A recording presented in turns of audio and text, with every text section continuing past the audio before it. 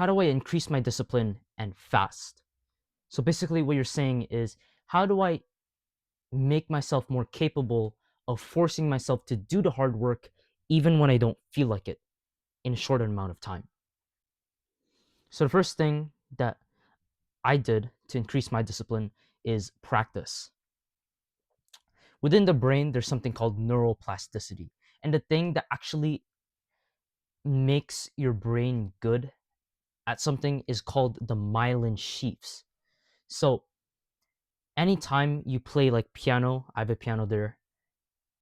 It, at first, it's slow, but if you keep practicing and doing the same movement over and over again, fixing the mistakes, keep on going, eventually myelin will develop in your brain and it's almost automatic to you. The goal here is to make forcing yourself to do the hard work even when you don't feel like it the norm for you, to make discipline the default for you. And how do you make it a habit? You practice. Practice. And how you practice is intentionally do things that are uncomfortable just for the sake of making you uncomfortable. So basically, as many times as throughout the day as you can, ask yourself, what do I not want to do? Like, what would I want to procrastinate? And then do that immediately. So for example, this video, I actually wanted to procrastinate this video. I was a bit motivated, but I would prefer to procrastinate it. I asked myself, what would I procrastinate? What do I not want to do? This video. And I did it. Same with the dishes that I did earlier. Maybe like if you're in school, you're going to be like, what do I not want to do? I mean, I have free time right now. They're giving us free time. I could talk to my friends, which is allowed, but the thing I don't want to do is to leave them and to do the work that I know that I'm procrastinating on. Okay, let's do that. Or let's say your favorite shirt is the same like every time you wear the same shirt every single day, like the red shirt. What do I not want to do? Wear a different shirt or wear an ugly shirt. So you'll intentionally like go out into the public with a shirt that you're ashamed of. And this is good because struggle is a good thing. Your bicep doesn't get bigger from doing nothing all day. You can't be sedentary. You have to be diligent. You have to be disciplined. And what does that mean? You have to tear down the muscle and then make it in pain and then become strong. Just like how in your brain, you can build myelin in the disciplined parts of your brain if you make yourself go through some pain that you know you don't want to go through, and you intentionally make yourself miserable from suffering, from doing the hard work that you know you should do, but you aren't doing. Just practice by asking yourself every single day, as many times, like hundreds of times a day, 200 times a day, what does my brain not want to do? What would I want to procrastinate? And then you immediately, no delay, do that. Even if you're on a phone call with someone and you realize you have an assignment, you can say, I have to do something. All right, see you, bye. And then you go. That's practice. That's how you build the muscle. The second protocol that I did to increase my discipline is remember why. Then resolve to do the long term goal. Remember why. Basically, what that means is remember why you want to do the hard work in the first place. Because you're not on a diet for no reason. You're not finishing the homework that you're procrastinating on for no reason. You're not going to the gym for no reason. You're not exercising for no reason. I'm not recording these videos for no reason. Remember why you record videos. Remember why you exercise. Remember why you study. For me, the reason why I record these videos is so that I can save the world's mental health. I want to teach everyone how to cure their depression, anxiety, laziness, and even cancer, Alzheimer's, diabetes, like all sorts of diseases with God's help and mercy. Remember why. Because either way, you're going to suffer. Like the poor people at the bottom of society, they suffer. The middle class people in the middle, they suffer. Even like the rich people, they probably suffer too. So you can choose to suffer by default or choose to suffer for the hard work that you are willing to do. But remember why you do it. Remember the long-term goal that you're going for. Because if you're on a diet and you see like a croissant or like some chocolate, what your brain is thinking in that moment, like, should I eat that or should I not eat it? Oh, but if I eat it, it's gonna taste good. You need to stop thinking about how good the short-term reward would feel and start thinking about how good the long-term goal would feel after conquering the short-term reward. That's how you build discipline. That's how you build self-control. You remember why you did it, and then you resolve to do it. You resolve to do the hard work. What does resolve mean? It's basically, it just means no matter what happens, I'm going to do the work. No matter what happens, I'm going to achieve this thing. No matter what. So, for example, just to help you understand, this video, I didn't want to do it. Like, I was slightly motivated, but I wanted to procrastinate it. And then I thought, remember why you record videos. What's the long-term goal? Oh, I want to record videos so I can get 10 million subscribers in like the next 3 to 4 years, and then I'm going to cure the depression and the sadness and the lethargy and the laziness of all those people. And then I get to see all the comments on those people that are saying, "Oh, thank you, Buffy. Thanks be to God, Buffy. You saved my life. You even saved me from suicide." I want to see that. Remember why the reason why I'm doing this is so I can see the people that I help, and I can sell products through this channel that I can use the money for and donate to charities and make the world a better place. And then afterwards, I resolved to do it. I don't want to do this.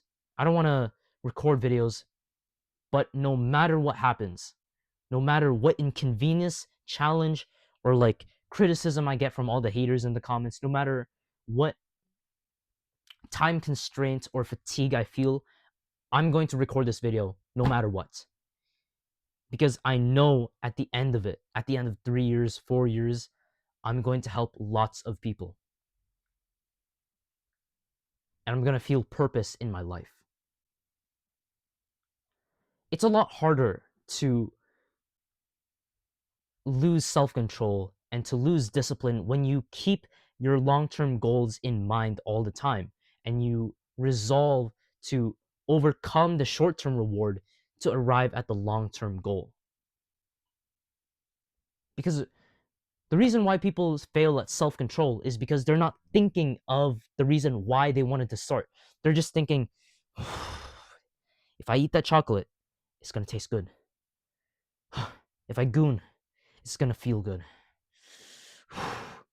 You should stop thinking about how good the short term reward will feel and start thinking of how proud you will be at overcoming the short term reward for the long term goal.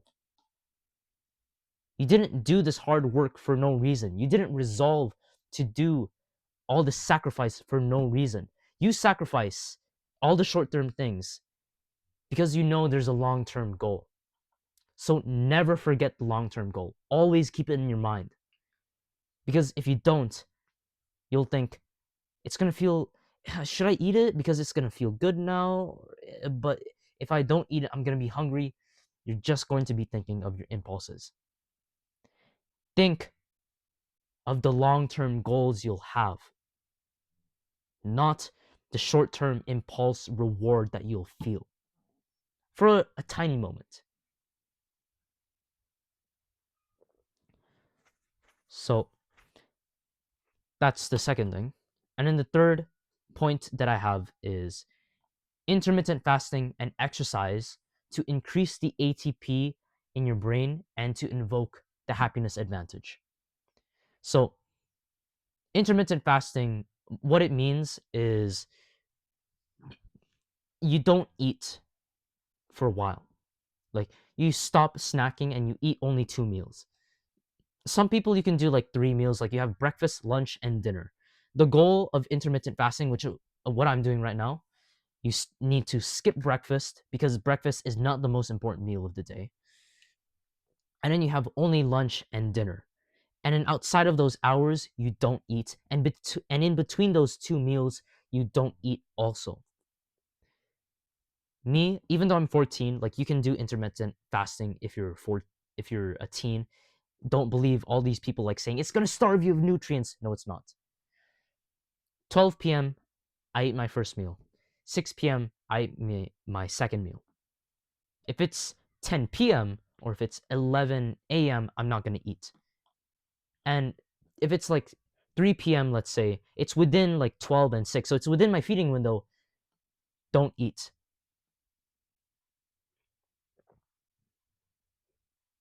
Because it should be only 2 meals and not snacking in between. If you're starting off, yeah, you could probably ease off, but after like week 1, 2, but the most ideal is just no snacking in between, no snacking outside of the intermittent fasting window.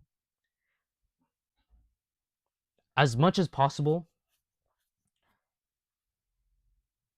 like, by the way, the pain and hunger of intermittent fasting disappears after 1 to 3 months. And if you like got worried at that or you like dreaded like the 1 to 3 month wait of not being able to eat at the times that you want to eat, that's what you signed up for. You said you wanted to be disciplined, but now that the hard work has come, you don't want to be disciplined anymore? I thought you wanted the long-term goal. Now you're avoiding the short-term obstacle. The short-term obstacle is short-term. You need to go through like 3 months of pain until you become like fully keto adapted. You have like a like hepatic lipase and you can like break down all the fats. That's when your energy really goes up. And I've experienced this whenever I eat. It feels so good to eat because I've been fasting and my energy goes up. And also exercise. Make sure to do that as well. Intermittent and intermittent fasting and exercise, what do those do? They increase something called ATP in the prefrontal cortex. So ATP is adenosine triphosphate, the energy currency of your body. Your brain is always looking at the energy supply in your blood. If it sees that your blood sugar goes down, your brain is going to panic because it's thinking, "Oh, I don't have resources. If I don't if I expend too much energy, I'll die. So I'll shut off all the energy expensive tasks, and that includes self control. Self control and discipline are the most energy demanding tasks that your body and brain could go through. So if you're low on energy, your brain will conserve energy by shutting off all the important energy expensive tasks. So you need to learn how to keep your energy high. And how do you do that? You do intermittent fasting. Suffer for 1 to 3 months and you'll get the reward that you wanted long term. Same with exercise. It also increases like ATP, but you need to do fasting and exercise together. Intermittent fasting and exercise together. They can't work by themselves. It's best at that if they're together. So, to review, how do I increase my discipline? You practice. You tear down the bicep and make it stronger. You ask yourself every single day, what do I not want to do? What would my brain want to procrastinate? And immediately do that with no delay. Second thing, remember why. Then resolve to do the hard work. If you want to resist temptation or you want to overcome procrastination, remember the long-term goal. Don't think of the short-term obstacle you'll face or the short-term reward you'll achieve. Think of the long-term goals and say to yourself, no matter what I have to sacrifice, no matter if I'm unmotivated, no matter what inconvenience or criticism I face, I'm going to sacrifice and get to my goals anyways, starting now. And then the third thing is intermittent fasting and exercise. Basically, this is so that your brain doesn't panic and shut off the energy expensive tasks of discipline and self control, and probably courage as well. Intermittent fasting, especially, will help with courage. So, those are the three things that you can do, that I do, which will increase your discipline. Make life worth living. By the way, my mission is to get to 10 million people in 3 to 4 years, and actually probably more within my lifetime because I'm 14. So I'll probably live, God willing, until 80 years old. So this channel is going to be my mission for the rest of my life. And my mission is to cure depression worldwide. It's to cure anxiety, PTSD, and laziness. So if you like my mission, if you like me, and you support me, you want to support me, then support me by liking these videos, subscribing, commenting, watching my videos, and also sharing these videos to your friends. See you.